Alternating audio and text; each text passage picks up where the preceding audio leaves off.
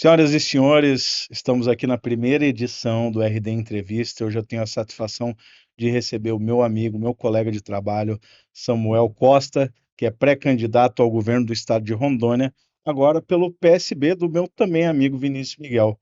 Samuel, minha primeira pergunta para ti: por que deixar de ser um dirigente partidário, detentor do poderio ali na Rede Sustentabilidade, para ingressar agora como soldado nas fileiras do PSB? Canal, é um prazer imenso estar falando contigo, né, sendo entrevistado, jornalista renomado, parabenizar você, a toda a equipe do Informa Rondônia, do Rondônia Dinâmica, essa parceria aí que tem tudo para dar certo. Em nome de toda a equipe, né, saudar aí também o Rosteagra, né, um decano quase do jornalismo rondoniense. Olha, na verdade, ao longo dos anos, tanto eu quanto o Vinícius Miguel, a gente tem muita proximidade, né, nas pautas que a gente defende, na amizade. No entanto, por inobservância nossa mesmo, a gente adotou algumas táticas eleitorais que, ao meu sentir, ao longo dos anos, ficaram evidenciadas que foi um suicídio, né? Quase que um suicídio político, porque a gente ainda é jovem, consegue reverter.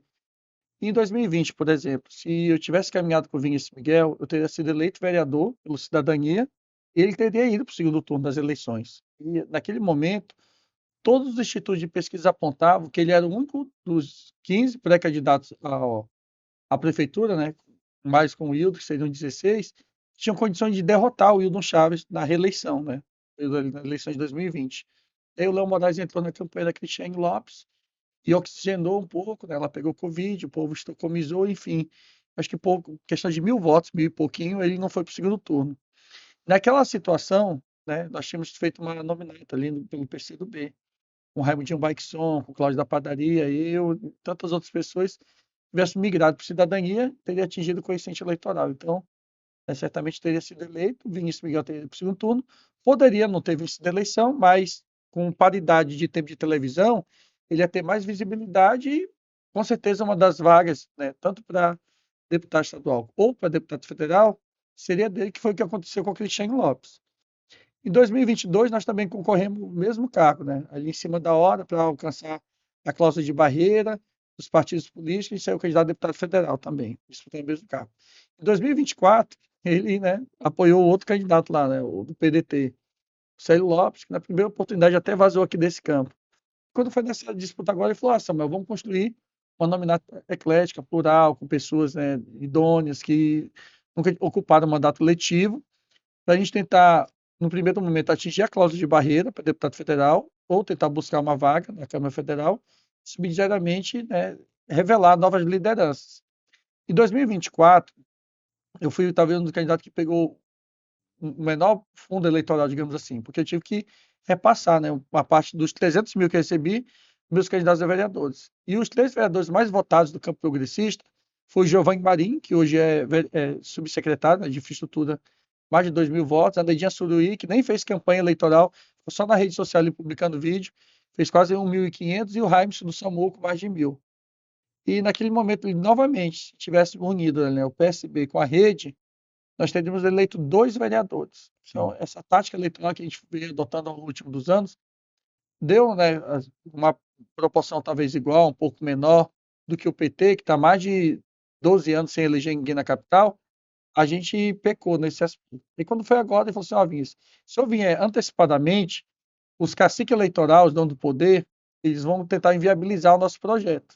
A gente foi trabalhando na surdina e no último dia, no dia 4 de abril, a gente fez o nosso ato de filiação ao PSB. E eu sou um jogador reserva. Assim, eu quero muito jogar, mas eu reconheço que o Vinícius Miguel ele possui, né, mais predicados, mais desenvoltura, talvez mais abertura. E eu acho que naquela debilidade que ele tem, né, que é o contato corpo a corpo, tete a tete com as pessoas e tal, eu acho que eu consigo complementar, né? E aí a gente está como pré-candidato ao governo, tem a Neidinha Suruí como pré-candidata ao Senado, nós temos os 9 pré-candidatos a deputados federais e os 25 a deputados estaduais. E o Vinícius Miguel vai escolher o que ele quer disputar, se ele quer coordenar, se ele quer até mesmo disputar a segunda vaga em Senado, porque em toda são 2 votos para senadores, né? Nós já temos uma, ele pode ser isso aí também, eu acho que seria uma ótima terceira via, ou vir com a ajuda da Nacional, captar recursos para que ele possa viabilizar a sua candidatura, seja para deputado estadual ou deputado federal. Samuel, o que eu acho interessante em algumas movimentações que você faz, que aparentemente, pelo menos a meu ver, visa driblar ou ao menos amenizar essa questão da ideologia, da polarização. Então, eu tenho visto nas suas redes sociais que você tem exaltado uma figura de vice, que é um policial militar, né? E quando eu vejo o Samuel Costa discursando, eu não acredito que seja um esquerdista, um progressista de perfumaria, perdão. Eu acredito que você seja isso, que você viva isso, que você respire isso dia a dia. Então, eu queria te perguntar se você não é esse tipo de esquerdista que vende, que quer o fim da polícia militar. Por que um policial militar como vice? Olha, primeiro a gente precisa conceituar alguns aspectos, né? Primeiro, né, eu sou uma pessoa progressista, eu não vou negar para ninguém, eu votei no Lula, voto no Lula e continuarei votando nele, por entender que se ele não for a melhor opção para governar o nosso país, ele é a opção menos nociva. O que está em jogo agora é a subsistência da classe trabalhadora. Se tivéssemos um outro candidato que se propusesse a dar isenção de imposto de renda para quem ganha R$ 5.000, isentar, né, quase 90% dos trabalhadores formais e informais, seja do serviço público, da iniciativa privada ou até mesmo os autônomos. E subsidiariamente diminuir a escala, né, 6 por 1, que é uma escala perversa, que talvez não reflita muito aqui em Porto Velho, porque se você sair, Canova, do Ulisses Guimarães para o bairro Nacional, em horário de pico, tu vai levar pouco mais de 1 hora. Mas nos grandes centros, as pessoas que são assalariadas, elas começam o seu turno de trabalho, sua jornada, a partir das 4h30, 5 horas da manhã. Levam, né, quase 2 horas para transitar a sua residência até a indústria que trabalha. E não volta, não recebe ordem tina e tal. Então, a gente acho que tem que cuidar da família. Muita bravata aí da extrema-direita dizer que defender a família. Mas defender a família é defender o fim da escala 6 por 1. Para que as pessoas possam ter mais tempo de cuidar do seu psique, da sua espiritualidade, da sua saúde física, da sua saúde, né, mental, poder ter fortalecimento de vínculo. Hoje, sem medo de errar, 95% dos trabalhadores aqui em Rondônia não sabe sequer o nome do pai, perdoe-me, o nome do professor do seu filho. Os pais, eles desconhecem isso. Não é por perversidade, não é por maldade, porque não tem tempo mesmo para participar das reuniões de pais e professores. Nessa situação em tela que tu traz, né, uma tona, quem é progressista é contra a polícia militar. Se discute isso, se fizer uma pesquisa dentro das próprias polícias militares, né, os praças em especial, que a vida do oficial é muito mais cômoda, né?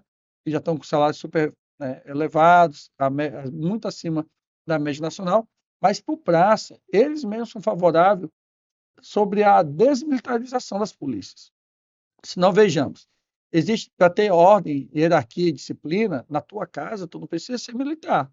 Agora, os fundamentos, né, milenares da militar, eles são muito importantes. A ordem unida, aquele sentimento de pátria, a continência, a reverência, toda a indumentária, é o sonho de criança, mas só o militarismo em si, ele não combate o crime organizado, que combate muitas das vezes na área da informação, terceiro milênio, no século XXI, é a, é a descentralização dessas situações correlacionadas ao enfrentamento ao crime organizado.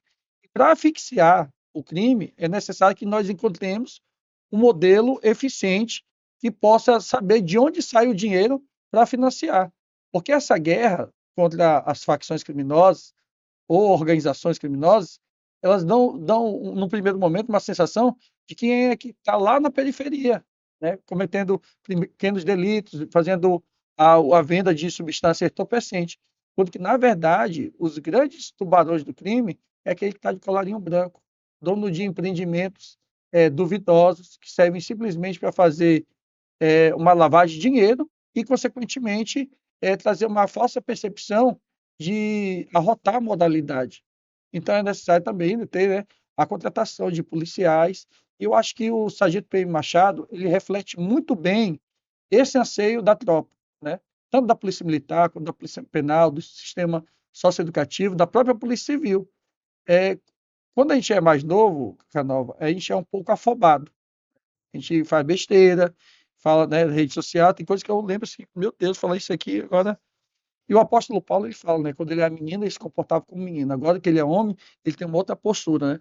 Então, eu acho que muitas das vezes o que falta para o menino que está lá na periferia é a oportunidade.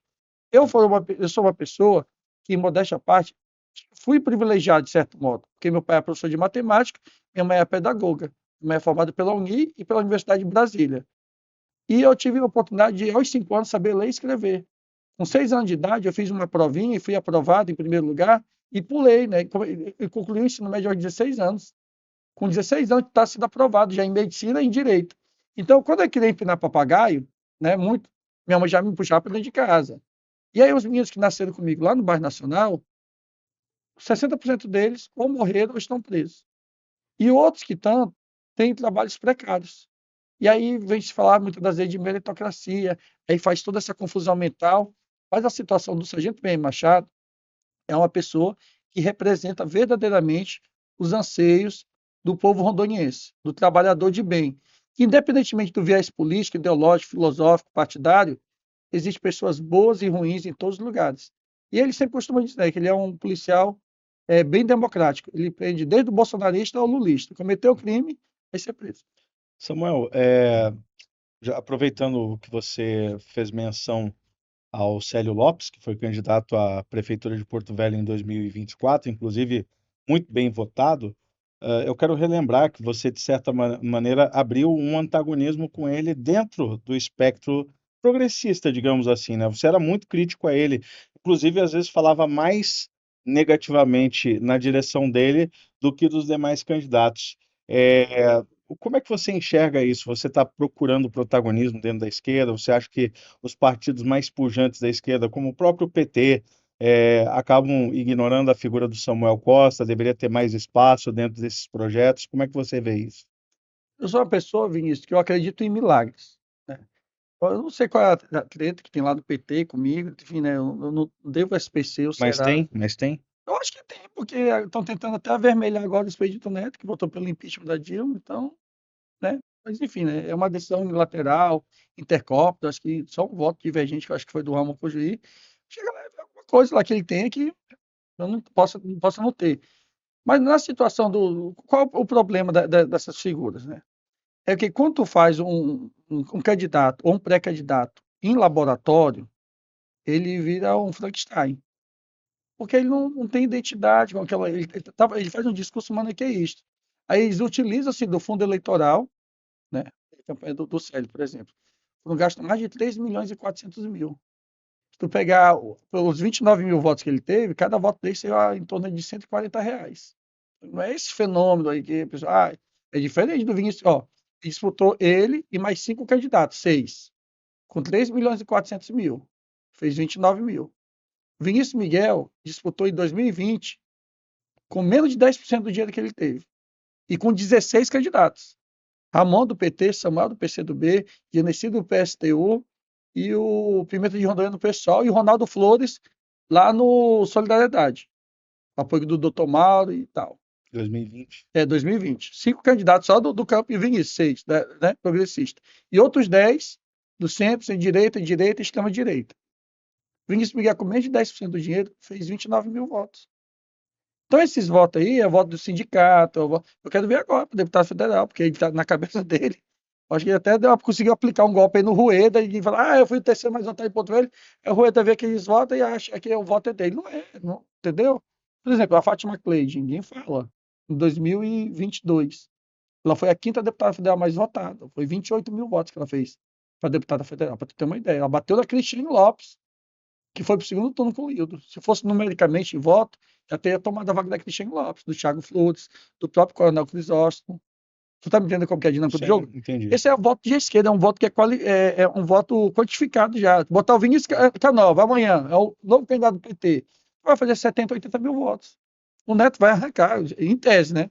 Ou ele perde, né? O que ele passar de 85 mil votos é voto dele. Se no término da eleição lá, ele fizer 92 mil votos, ele tinha 7 mil. Ele fez 100 mil, ele teve 15 mil. Ele teve 110 mil, ele teve 25 mil, que é voto Entendi, de arrancada, já entendi. 10% do eleitorado, 9, 10% do eleitorado rondoniense vota na esquerda de qualquer jeito. E a gente vem uma nova proposta, que é o quê? Nem esquerda nem direita, é para frente. Essas pautas morais, de dogmas, pauta bomba sobre descriminalização de droga, enfim, a gente deixa para o âmbito federal. A gente quer discutir quais são os problemas do nosso Estado. Quem tem mais condições? Se tu fosse fazer uma prova de conhecimento com os 6 pré-candidatos, falar assim, olha, vamos ver quem tem mais condição de ter conhecimento técnico da máquina pública, administração, processo legislativo, enfim, organograma organizacional do governo do Estado. Se eu não tirar uma nota maior do que a de todo mundo, eu nem candidato era. Agora, nem sempre o melhor candidato é aquele que vai ganhar a eleição. Calma aí, isso é um desafio? É um desafio, qualquer que é fundamento, processo legislativo, ao vivo mesmo, fizer um debate assim, se as pessoas se desapegarem de ideologia partidária. Porque as pessoas vão falar assim: ah, não vou votar no Samuel, não apoio o Samuel porque ele é de esquerda. Ah, e se esse cara mudasse de partido, eu votaria nele. Ninguém pode falar: o Samuel é tapado, o Samuel é burro, o Samuel. Eu tenho 36 anos, Ganova. Eu não tenho um dia de déficit na minha vida. Todo ano é superávit. Em 2000 e, acho que 2022, né? Eu tenho que ter um negócio de prestação de conta, um negócio de declaração de imposto de renda e Sim. tal. Aí fala assim: meu Deus, Samuel é rico igual a Mariana. Mas é porque eu sou um cara requisitado na advocacia, toda operação que tem eu advogo, eu me especializei no nicho, demorei um pouco assim a assumir, né, que eu era, porque às vezes as pessoas ficam falando desde criança, cara, tu é bom nisso aqui, aí a gente fica relutando, né? Por exemplo, tu é o melhor jornalista de Rondônia, eu acho que o que pega mais beira assim para tu hoje, os outros vão ficar chateados depois, vão falar, ah, não vou chamar o Samuel porque ele falou que eu não sou o melhor. Mas eu vou aproveitar aqui publicamente, para mim, tu não é um cara famoso, assim, se tu andar na rua, as pessoas não te conhecem, quem é Vinícius Canova. Mas eu tenho certeza que quem é amante de uma boa leitura sabe quem é Vinícius Canova. Os caras do Ministério Público Federal, Estadual, do Trabalho e tal, e o Becoimbra, todos os presidentes de poderes sabem quem tu é. Aí tudo levou, assim, mais de 30 anos, né, para poder abrir uma empresa. E ser aqui, ó, o parceiro aqui do, né, Informa Rondônia, tua empresa. Aí quando as pessoas falam, pô, vai ser burro, faz isso aqui que tu é bom, aí vai, é um processo. É a mesma coisa na minha situação. Talvez um mandato eletivo não vai se concretizar em mim. Se concretiza, sei lá, em alguém que venha de baixo e eu vou ficar feliz. Porque se fosse para mim ser adepto do pragmatismo que eles tentam vender, é melhor estar lá no União Brasil e oferecer 2,5 milhões e não estar nesse partido de direito. Aí eu só que eu não tenho condições, assim, psicológica ou moral, de mudar da água para o vinho, denunciar o Rueda, que está envolvido até o gargalo no esquema do Banco Master, com o Daniel Vorcado, e ficar lá lambendo aquele lugar dele que termina no monossílabo tônico. E fingir demência e achar que está tudo normal. Por exemplo, o Célio, falar que é advogado previdencialista. Né? Se ele falasse que ele estava saindo do PDT, porque o Carlos Lupe, que era o padrinho dele, tinha sido exonerado por causa disso aí, ficaria bonito, mas ele não teve nem coragem de fazer isso. Mas se ele for por essa linha, ele também não pode falar nada, porque o Rueda também está envolvido. Aí o Ricardo falou, né, do novo, agora está no PDT com assim. Eu ia te Então, tipo perguntar assim, sobre isso. eu posso ter mudado de partidos políticos, mas por que o Samuel mudou? Ah, em algum momento, na rede. Tenho muitos amigos na rede. Tem uma briga interna entre a Heloísa Helena e a Marina Silva. Não dá para ficar nessa bola dividida aqui. Aí, onde foi que passou mais segurança? Foi para o PSB. Mas, assim, o Samuel foi incoerente. E olha que em alguns momentos da minha vida eu reconheço, viu, que eu fui incoerente em algum ponto. Mas não é porque eu fui por maldade, é falta inexperiência. Faz com que a gente resulte em modular o discurso, em reconhecer, em não abrir mão de convicções, mas também estar disposto ao diálogo para rever, né, alguns conceitos que estão deturpados, e assim a gente vai tentando evoluir como ser humano. Mas você sabe que no final do dia, né, não é uma questão de amadurecimento do personagem, mas do público, né, do eleitor. E você vai ser questionado o tempo inteiro sobre questões ideológicas. Mesmo que você queira adotar um discurso como, por exemplo, nem esquerda, nem direita, para frente. Mas o Samuel Costa é um sujeito de esquerda, progressista, defende valores sociais e eventualmente vai ser cobrado por isso, porque nós estamos num estado majoritariamente conservador, ou pelo menos autodeclarado conservador. As pessoas votam nesse espectro político. Então, o que eu quero te perguntar é o seguinte: o Samuel Costa, é, agora de esquerda, vai enfrentar esses caciques políticos, vai apresentar uma candidatura, vai apresentar um plano de governo, mas você não tem preocupação de entrar nesse balaio histórico de figuras até beligerantes que gostam do confronto, como o meu amigo Pimenta de Rondônia, que várias vezes apresentou candidatura, mas servia muito mais como, digamos assim, uma centrífuga de ataques para todos os lados ali, né? Meio que às vezes até fazendo escada para outros candidatos. Você se enxerga nesse papel? Você acha que vai ficar nesse papel o resto da vida? Olha, É o seguinte, Canova, ao mesmo tempo que eu me sinto à vontade, eu me sinto constrangido. Sou uma pessoa, né? Não tem discurso maniqueísta, não tem nada certo contigo aqui. Sim, claro. Ser progressista é um propósito de vida. Eu não posso ser um traidor da causa. Por exemplo, pô, eu saí do bairro Nacional. Meu pai é professor da rede pública, minha mãe é professora da rede pública. Eu tive a oportunidade de letramento. Melhorei um pouco de vida. O meu irmão vai ser o único médico da história do bairro Nacional, que nasceu no bairro, né? E aí eu já sou advogado, sou cientista político, professor e tal. E o meu outro irmão é servidor público. Como é que eu vou, meu irmão, trair pauta assim que eu acredito? Porque ser de esquerda e de direita não é uma escolha que a gente faz, a gente já nasce. Agora, o que tem são pessoas que modulam o seu discurso por conveniência, para ser aceito por determinado segmento da sociedade. Eu não posso ser traidor da causa. Esse negócio de esquerda e direita, as pessoas se resumem ao Lula e ao Bolsonaro. Não. Eu tenho muitas ressalvas ao governo do presidente Lula.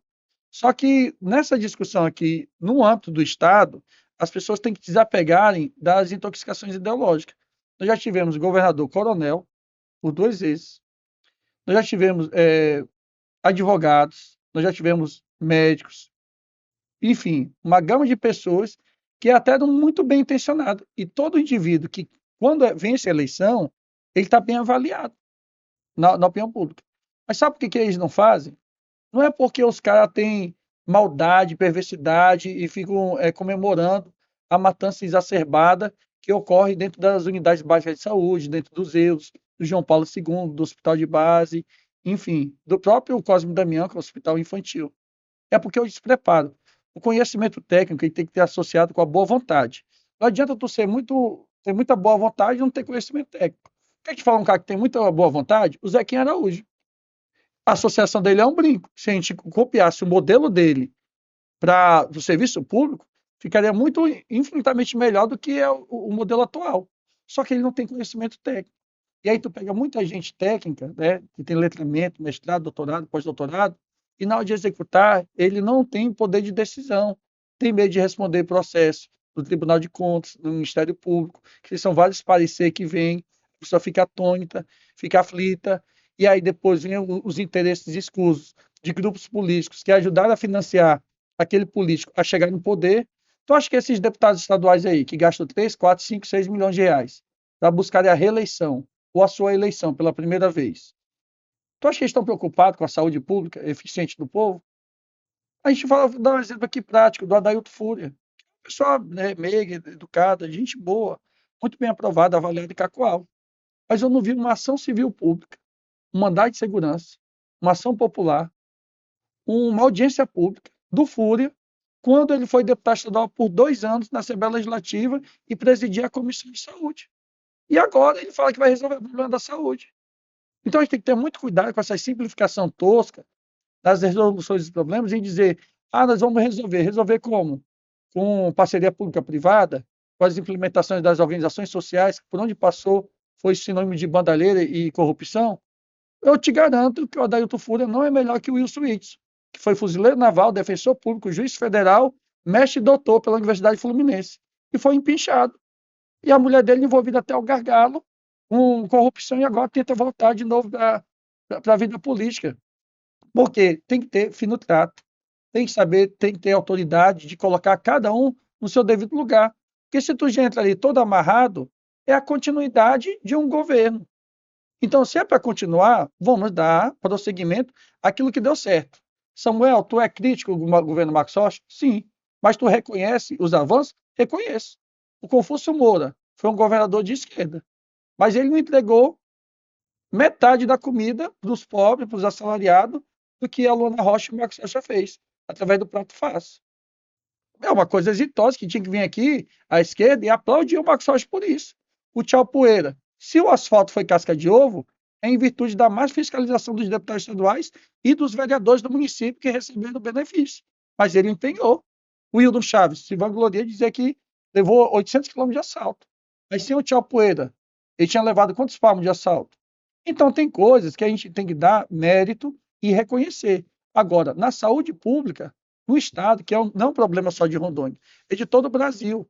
O que acontece na saúde? Se tu melhora muito ela, deixa ela de excelência, o povo sai do particular e vai para o público.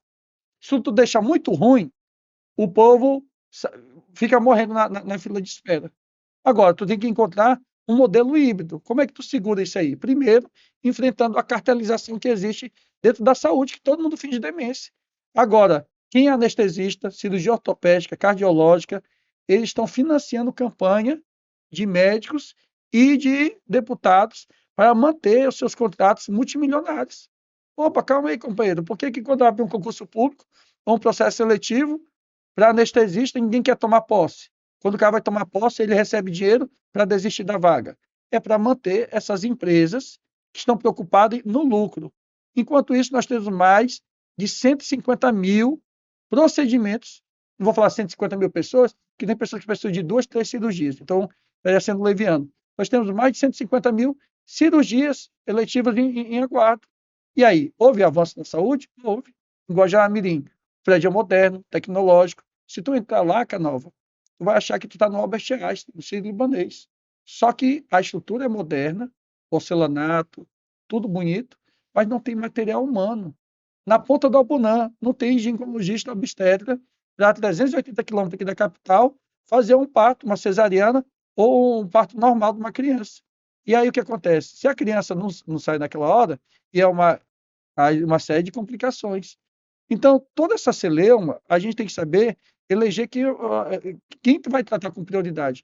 Porque eles fazem discurso maniqueísta, fazem pesquisa qualitativa, né, fazem uma arrumaria, passam perfumes, fazem os vídeos bem editados, bem elaborados, como resolução dos problemas.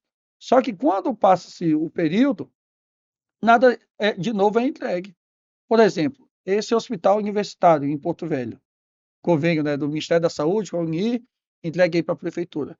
É uma coisa maravilhosa. Parabéns, governo federal. Mas vai ter material humano? Não está tendo agente comunitário de saúde no bairro Nacional, no Ronaldo Aragão, para cuidar da parte preventiva. O município vai ter com perda de receita de 301 milhões de reais. Vai enxugar com gelo, é muita bravata, é muita retórica. E eu acho que a nossa função, lógico, é querer vencer o pleito e chegar ao segundo turno, ganhar as mentes e os corações dos rondonienses. Mas só que mais importante do que isso é de despertar o senso crítico nas pessoas, para elas souberem ao menos argumentar. Porque o bom parlamentar hoje, ele passou a ser o parlamentar emendeiro. Por exemplo, o Lúcio Moschini, não tenha dúvida, ele está reeleito. Porque ele pega R$ 1 milhão, compra 20 chocadeiras elétricas de 50 mil, entrega em vários ramais ali em Tarilândia, Morro do Pato Branco, em Jacinópolis, em Cujubim, e o povo que é sofrido, menosprezado, judiado esse tempo todo, o Lúcio Moschini ele é bom porque ele fez a nossa chocadeira elétrica aqui, criar novos pintinhos. E aí o problema do gargalo da saúde fica essa, a de eterno, a de infinito, enxugando, né, o gelo, né? Aproveitando que você citou o nome do pré-candidato Adailton Fúria, do PSD, que acabou de renunciar com o cargo de prefeito de Cacoal para poder cuidar da campanha dele, da futura campanha, ele deu uma entrevista no programa Voz do Povo, conduzido pelo meu colega Arimar Souza de Sá, onde ele me pareceu muito orgulhoso de, na época da Covid-19, ter enfrentado o próprio governo do estado, né, as deliberações de distanciamento social, de abertura ou fechamento de comércio, e mais orgulhoso ainda de ter seguido as deliberações à época do ex-presidente Jair Bolsonaro, presidente à época. Como é que você vê isso, e especialmente porque, salvo me engano, você tem familiar que faleceu de Covid-19, e sendo o Adailton Fúria sucessor do grupo palaciano e você tendo esse respeito pelo Coronel Marcos Rocha, como é que você vai lidar com essa questão? Olha, é um assunto sensível, né? Eu acho que a gente não pode romantizar a matança exacerbada. Primeiro, é necessário que a gente tenha critérios objetivos, porque senão a gente vai entrar no paro de furação, aí vai chegar até no caso do Ivo Cassol, que ficou dando uma de curadeiro lá com solda elétrica, né? E soldando com eletrodo e fazendo aquela maluquice lá. O Adair Tufur, ele aposta numa bolha significativa do Sondoniense, não sei se é 60, 70 ou 75, 80%, que acham que simplificar vai ser a resolução dos problemas. Primeiro, ele é bacharel em direito, ele é advogado, então ele deve ter estudado pelo menos uma vez na vida metodologia científica, né, que é uma matéria indispensável para qualquer graduação ou curso tecnólogo. ele aposta nisso, né? Se vangloriar, dizer que manteve o mercado, o comércio aberto, não é sinônimo de satisfação, não. A vida do povo não melhorou em nada. Então a gente não pode negar. Agora, o mais pitoresco não é ver o Adailto Fuder, que é um político, fazer isso para agradar a maioria dos sondonienses. É a gente ver, né, ter o desprazer de ter que ver um médico rondoniense, que é presidente do Conselho Federal de Medicina, que é o caso do Dr. Irã Galo, ser negacionista. Então, tipo assim, o que não falta hoje na política são figuras caricatas e folclóricas. E aquele que tenta trazer a verdade, né, iluminar a mente do nosso povo, muitas vezes é taxado de arrogante, prepotente, soberbo. Ah, isso aí, mas vamos refutar com dados. Quer dizer, então, que a Organização Mundial da Saúde, todos os cientistas, a Fiocruz, o Butantan, está todo mundo errado e o Adailto Fura agiu corretamente. Vamos perguntar das famílias enlutadas, que perderam seus entes queridos. Agora, as pessoas só fazem essa introspecção quando a gente sente na própria pele. No meu caso, meu avô, meu tio, meu primo, meu pai, familiares consanguíneos perderam a vida, em detrimento da omissão do governo federal à época em não comprar as vacinas. Aí agora, simplesmente para querer fazer um discurso mais doce, né, meigo no ouvido de algumas pessoas, eu vou utilizar isso. Eu acho que quem faz isso com ânimos, com a vontade de querer enganar o sondoniense, já está demonstrando a má fé de cara. Não vou entrar aqui no mérito, acho que tem muitas coisas que o Adailto Fúria tem que esclarecer para o povo de Rondônia, em especial para o povo de Cacoal. Esses decretos aí que o vice dele está assinando aí, desautorizando várias coisas, né? Aí eu vi também, acho que foi o Wilton dando uma entrevista, porque entregou a prefeitura quebrada. Eu acho o seguinte, que a gente está na parte do aquecimento, né?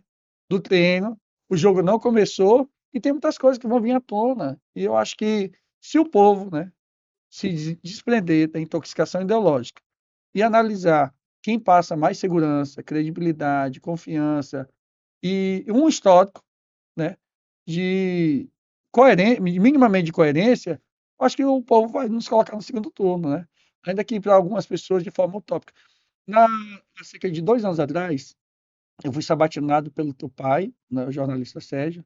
Poucas pessoas sabem, né, mas Sérgio Pires é pai do Vinhas Canova e pelo Beninha Andrade e pelo Everton Leone. Teve um negócio lá, entrevista, cara, foi a melhor de todas. Falaram, pô, bicho, o Everton Leone pegou no meu pé, só um negócio de linguagem neutra, aí tinha uma equipe lá, só ficava negócio de todos e tal, enfim, né? Aí terminou, aí, beleza. Na outra semana teve debate na SIC TV. E aí uma turminha favorita e tudo. Aí as pessoas falaram, ah, não sei o quê, aí uma turminha vai pro segundo turno, que ela é a nova outsider e tal, e todo mundo com medo de debater com ela. Ela chegou com vários papéis, assim, uns 5 assessores, todo mundo. E eu cheguei, eu e um amigo meu, né, que tá dirigindo, para não chegar rodado também, né? E aí eu fui, eu tirei ela da disputa. Depois, os meus pessoal que são meio bolsonaristas, né, lá da SIC TV, falaram, cara, tu é a seleção brasileira de 86. Falei, por quê? Falei assim, tu jogou muito, mas não ganhou nada. Então, tipo assim, eu acho que se as pessoas for analisar a desenvoltura, porque diferente do programa eleitoral, que tem teleprompter, tem Vinha Scanova, tem vários jornalistas ali orientando, passando pó compacto, tirando a sobrancelha do cara, trocando até a cor da camisa, né, para combinar e tal, é uma coisa.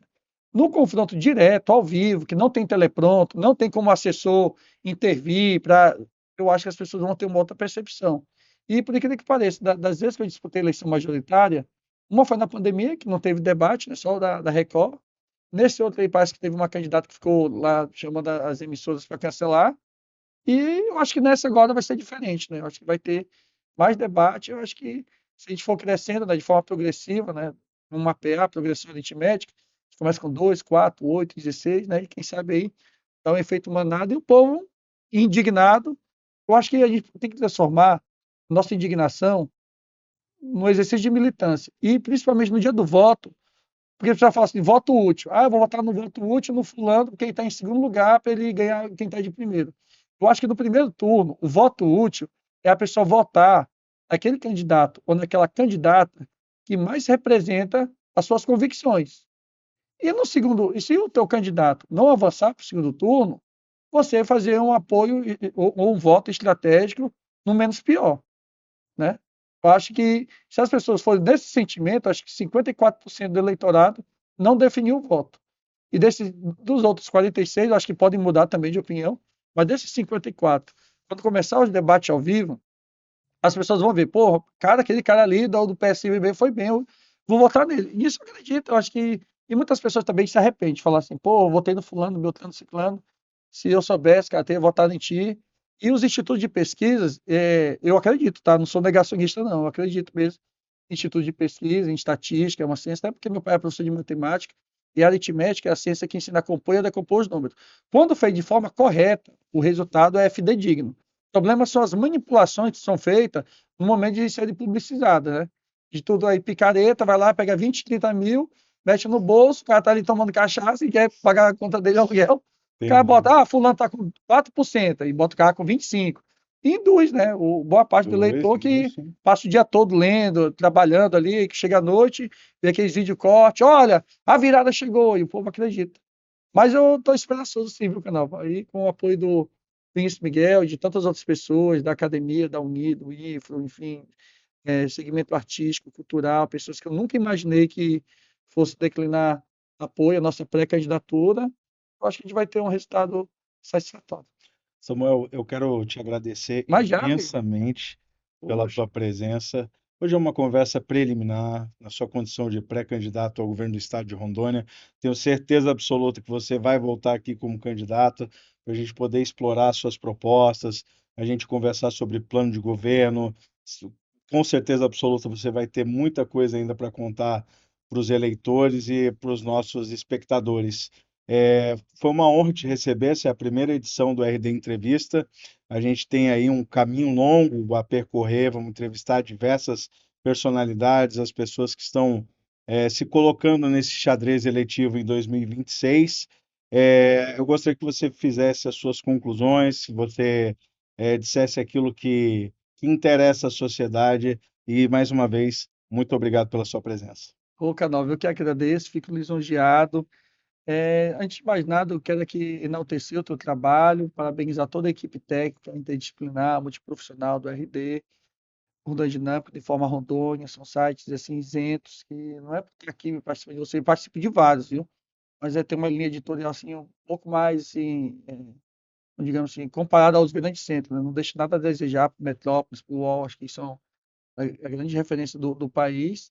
Mas, acima de tudo, dizer que as pessoas elas têm que participar da vida política partidária, se não tiverem, né, vontade, né, perfil profissional gráfico, para ser o candidato em si, que incentive pessoas comuns, trabalhadoras e trabalhadores a participarem. Eu sou uma pessoa comum, assim como você, que acorda todo dia pela manhã, às vezes até pela madrugada, para atender um flagrante, né, uma coisa assim nesse sentido, no ímpeto de levar o sustento para minha família.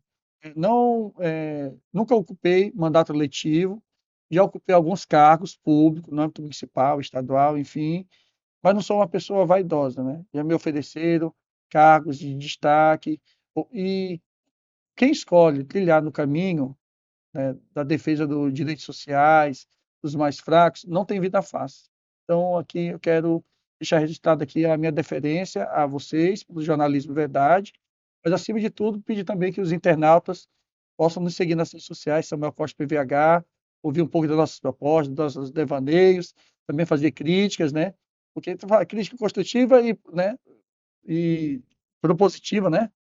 Mas a crítica é crítica, eu acho que é válido, e a gente vai amadurecer e aproveitar também que é a oportunidade para pedir perdão a todos os rondonienses que, de algum modo, lá quando eu era muito novo, se sentiram ofendidos por alguma fala, né, infeliz que eu tenha cometido, e a gente vai sempre estar buscando evoluir como ser humano, evoluir como homem público. Eu não sou apegado a mandato eletivo, viu? Se Deus me der a oportunidade de servir o Estado, eu vou me dedicar 24/7, 24 horas, 7 dias por semana, para, se não resolver, ao menos minimizar o sofrimento do nosso povo. Ou eu quebro, ou eu sou quebrado. Posso pecar pelo excesso, mas ninguém nunca vai dizer, Samuel é prevaricador, foi leniente, prudente, imperito, barrigou, e a gente sempre vai estar disposto, né, a governar a todos, priorizando as pessoas mais simples, né, as pessoas mais fracas e, consequentemente, também, por sua vez, enaltecer, né,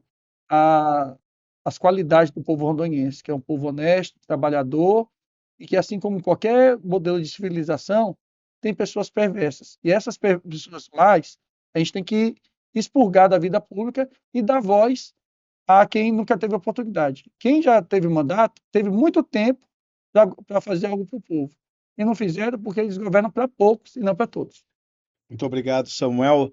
Você assistiu à primeira edição do RD Entrevista. O meu nome é Vinícius Canova. Nós estamos nos estúdios Rondônia Dinâmica. O programa é feito em parceria com Informa Rondônia, conexão direta com a verdade. Muito obrigado ao Thiago Ferreira, nosso master, e a gente se encontra na próxima edição. Grande abraço e até na próxima.